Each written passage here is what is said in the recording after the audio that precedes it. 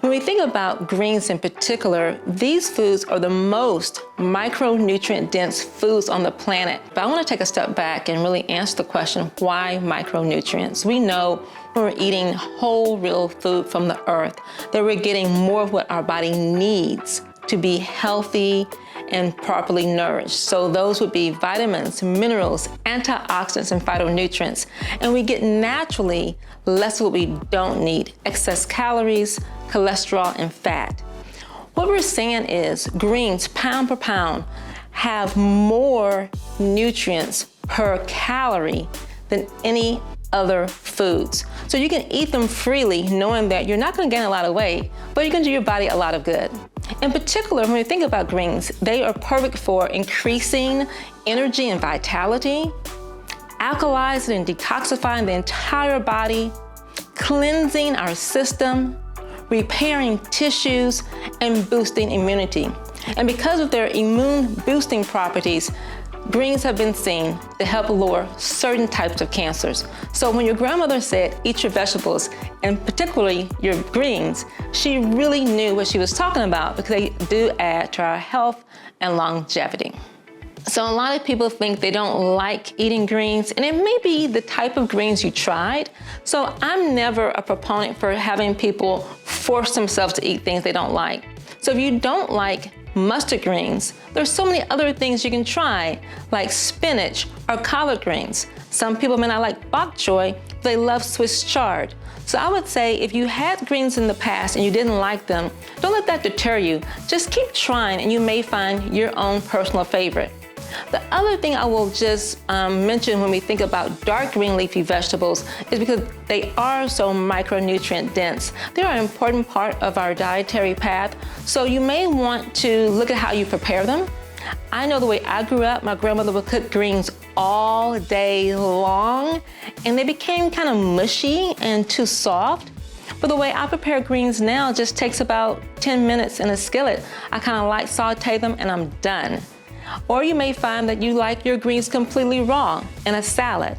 So if you had greens in the past and you think you don't like them, I would start with trying different varieties and different ways of preparing them. But also, when we think about green foods, we're gonna think beyond leafy greens. There's other things you can try. There's fruits like kiwi and green apple. You can just have fun exploring different options until you find your favorite. One of my favorite greens that I probably shouldn't eat too much of is avocado. And I love avocado any way you slice it. You can put it on top of my salad. I like it on top of my black beans and my smoothies. And of course, I always enjoy guacamole. So I would say find ways that you enjoy your greens in different forms. And if you're thinking about getting your greens from avocado, just think a little bit about the fat content.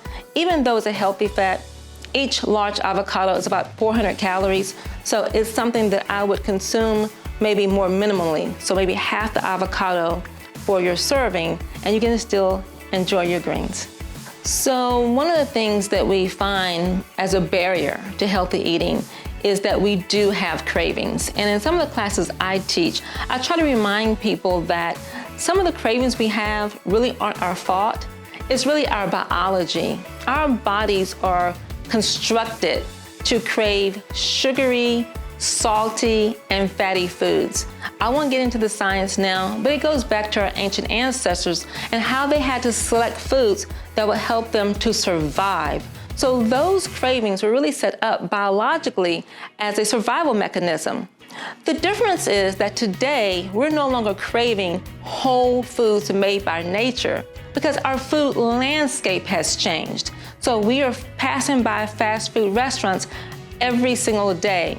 And because we become accustomed to eating those fast foods that are still packed with fat, sugar, and salt, we're craving foods that are unnatural to our body's chemistry and biology. But one thing I give people as a tip for turning those cravings off is to start eating those healthy foods before you crave them. So it may sound counterintuitive to crave cake, but eat a salad instead.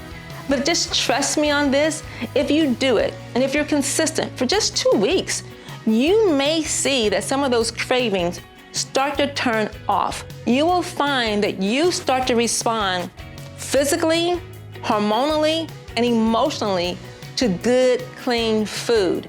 So just trust me on this. Try it before you want to. Just go ahead and make those choices even when you want to eat the cookie, the ice cream, the chips, the cake. See if by eating dark green leafy vegetables and the other types of greens that you can find in the forms of, zucchini, avocado, apples, kiwi, will turn those cravings off in the long run, and you can start to develop a relationship with those foods that cause you to want to come back to them over and over again. Hemp hearts are a great green food.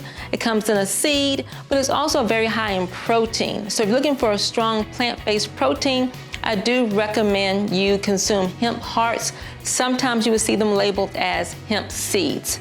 And I do really enjoy some of the green powders. One of my favorite products is called Amazing Grass, and it comes in different flavors, and I can just add a scoop to my smoothie. If all of that seems like too much, and you want something that's really simple and straightforward, you can buy a protein powder that has greens and other produce added. Some brands that I like include Sun Warrior. Vega has a great protein powder and meal replacer that goes down very gently. It's very easy on the digestive system. And finally, Garden of Life sells a really robust protein powder and meal replacer. So when you think about getting greens into your diet, you don't have to think about your grandmother's mustard greens, although I love those. And you can also think beyond just your standard salad and smoothie to find other ways to get more greens into your diet and into the diets of your family and loved ones.